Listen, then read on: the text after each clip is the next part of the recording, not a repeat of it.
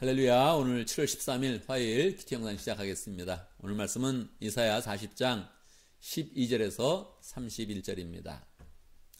오늘 말씀의 전반적인 내용은 다 하나님에 대한 그런 표현이 많이 되어져 있습니다. 위대하신 하나님, 정말로 광대하신 그런 하나님, 능력이 풍성하신 하나님의 그런 그 모습을 계속 열거하면서 또 반문하면서 우리에게 묻고 있습니다.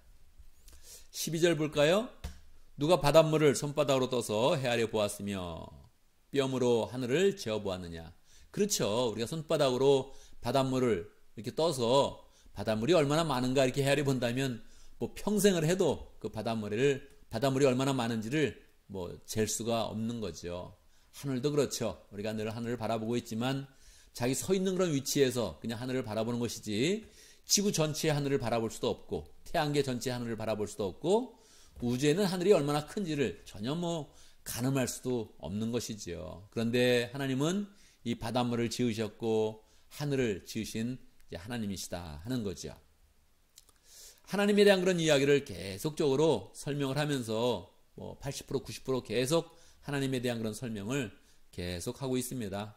아예 17절에 보면 그 앞에서는 모든 민족이 아무것도 아니며 그에게는 사람이란 전혀 없는 것이나 다름이 없다. 사람을 티끌마도 못하다. 그러면서 이제 비유를 들어서 이야기를 하고 있습니다. 그렇죠. 하나님 앞에서는 나라가 무슨 의미가 있습니까? 민족이 무슨 의미가 있습니까? 이미 이 우주 안에는 사람의 그런 숫자보다 더 많은 그런 행성이 있으며 쉴 수 없는 그런 행성들이 많이 있고 그렇게 있는데 그 안에 지구의 작은 존재 안에 사는 그런 사람들, 나라라고 할지라도 민족이라 할지라도 하나님 앞에서는 티끌만큼의 존재가 안 되는 것입니다. 그러니까 이 하나님 앞에서는 정말로 우리 존재가 지극히 작은 것이지요. 이사야 선지자가 왜 이렇게 하나님에 대한 그런 설명을 계속하고 있는 것입니까? 이사야는 구조적으로 볼 때 금문교, 골든게이트 브릿지와 같은 그런 구조를 가지고 있습니다. 첫 번째는 6장에서 8장, 두 번째는 36장에서 39장까지 기둥을 이루고 있습니다. 그 기둥 속에 역사적 배경을 나타내는데 그 배경을 보니까 사람이 멸망할 수밖에 없는, 이스라엘 나라가 멸망할 수밖에 없는 그런 상황이 주어진 거예요.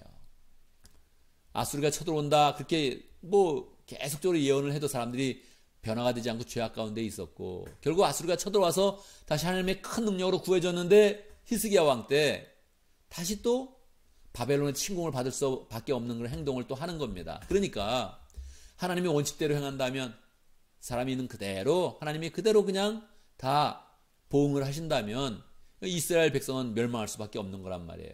그런데 이스라엘 백성은 늘 우리의 그런 인생을 그렇게 묘사하고 있지 않습니까? 우리 인생이 그렇다는 거예요. 우리 인생을 행동한 대로 다 하나님이 심판한다면 우리가 살아온 대로 다 하나님이 그냥 그대로 판단해서 모든 것을 다 보응시킨다면 우리 인생은 심판을 받을 수밖에 없고 죽을 수밖에 없다는 거예요. 그러니까 이사야 선지자는 지혜롭게 자꾸 그 관점을 우리에게 돌리는 것이 아니라 하나님께로 돌리는 것입니다. 우리에게 돌린다면 죄의 그런 결과가 사망이다. 이 죄는 벌을 받아야 된다. 형벌을 받아야 된다. 결국 심판을 받아야 된다. 멸망해야 된다. 이렇게 끝날 수밖에 없는 거예요. 그러니까 계속 눈을 하나님께 돌려서 그냥 하나님의 그런 위대하심과 광대하심을 계속 표현하고 있는 것입니다. 계속 표현하면 어떤 일이 일어날까요? 28절 너는 알지 못하느냐 너는 듣지 못하느냐 주님은 영원하신 하나님이시다. 할렐루야. 우리 이것을 고백해야 됩니다. 주님은 영원하신 하나님이십니다. 이 하나님을 바라보면 거기에서 소망이 있는 거예요. 왜? 그 광대하신 하나님께서 우리에게 이미 구원자 예수 그리스도를 보내주셨고 메시아를 보내주셨고 그 광대하심 가운데 우리에게 관심을 가지시면서 은혜를 베푸시는 거죠. 땅끝까지 창조하신 분이시다. 영원하신 분이 땅끝까지 창조하신 분이에요. 이 땅을 사람들이 다 망쳐놨는데 죄악 가운데 이 땅을 더럽혔는데 이 땅을 원래 하나님이 창조하셨기 때문에 이 땅의 원주인이 하나님이신 거예요. 사람 때문에는 이 땅이 심판을 받아야 되지만 하나님 때문에는 구원의 소망이 나타나는 거죠. 그는 피곤을 느끼지 않으시며 지칠 줄 모르시며 그렇죠. 하나님이 지치지 않겠죠. 하나님이 피곤을 모르시죠. 사람들은 피곤합니다. 뭐 때문에 피곤합니까? 일하는데 피곤하고 사는데 피곤하고 사람의 관계 때문에 피곤한 거예요. 우리 목장을 하면서도 피곤하다 그런 말 쉽게 하거든요. 목장이 피곤한 거예요. 왜요? 사람을 바라보니까, 사람의 관계를 바라보니까, 사람이 하는 행동을 바라보니까, 그 반응을 바라보니까 항상 피곤한 일이 계속 있는 거예요. 그런데 하나님을 바라본다면 은혜가 거기에 있는 거죠.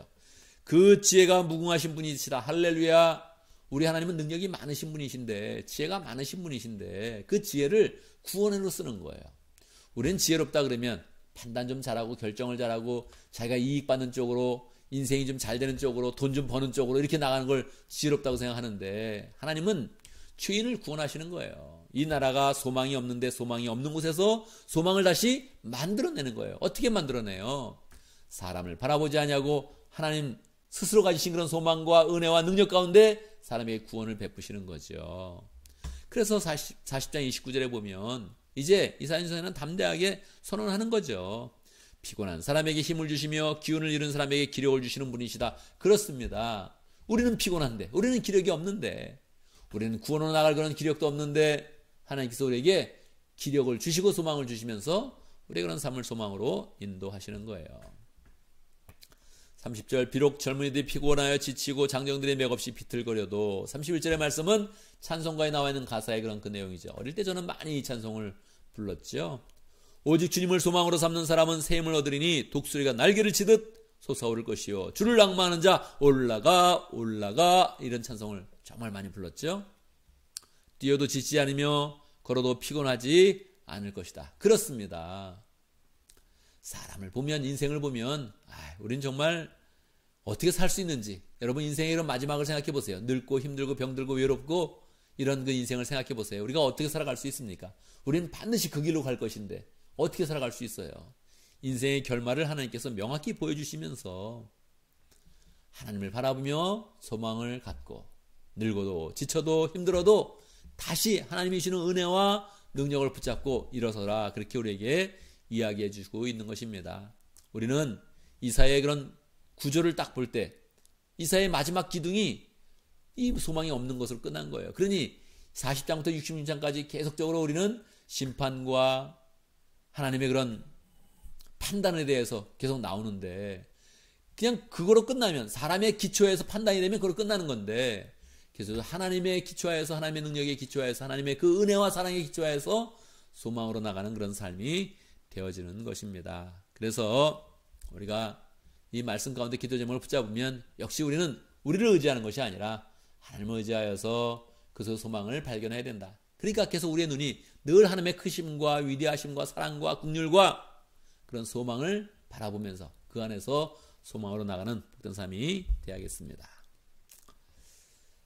오늘도 기도 제목을 말씀 가운데서 그렇게 붙잡아서 하나님을 잘 모시고 찬양하고 소망을 잃지 않는 그런 삶 될 수 있도록 기도하고, 오늘도 목장을 위해서 기도하는데 신주영 목자님, 이현지 부목자님, 그리고 목원들과 안옥기 송기사님 위해서 기도하겠습니다. 안겔레스 목장을 위해서 그렇게 기도하겠습니다.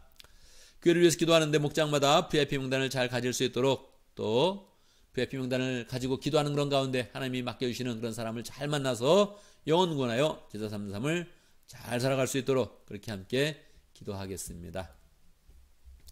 제가 먼저 기도하고 또 함께 기도하는 시간 갖도록 하겠습니다. 기도합니다. 살아계신 하나님을 찬양합니다. 위대하신 하나님을 찬양합니다.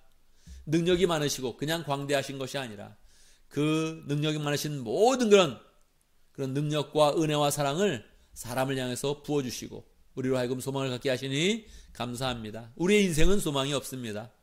우리는 늙으면서 참 비참하게 끝나는 그런 인생입니다. 현재를 살아갈 때도 피곤하며 지치며 우리는 그냥 낙담하는 그런 인생입니다. 그런데 하나님께서 우리에게 관심을 가지시며 사랑을 보이시며 하나님의 소망으로 우리를 덮어주시니 우리는 소망으로 굳게 섭니다. 하나님, 오늘도 하나님이 보시는 소망과 은혜 가운데 잘 살아갈 수 있도록 역사하여 주옵소서. 우리에게 목장을 허락하신 거 감사합니다. 목장도 우리의 힘으로 하려고 하면 지치고 힘든 것밖에 없습니다. 그런데 하나님께서 은혜를 보시니 우리가 소망 가운데 목장을 굳게 붙잡아서 하나님의 능력을 체험하기 원합니다. 안겔레스 목장의 신주영 목자님, 하나님 아버지 목장을 잘 인도할 수도 역사해 주시고 이직을 준비하고 있는데 하나님이 예비하신 그 직장 잘 정해질 수 있도록 역사해 주옵소서. 이현지 부목자님 열심히 일하면 또 목장을 세우고 있습니다. 은혜 주시고 그 마음 가운데 목장과 하나님에 대한 사랑이 풍성해지고 늘 기쁜 마음으로 목장을 섬길 수 있도록 역사하여 주옵소서.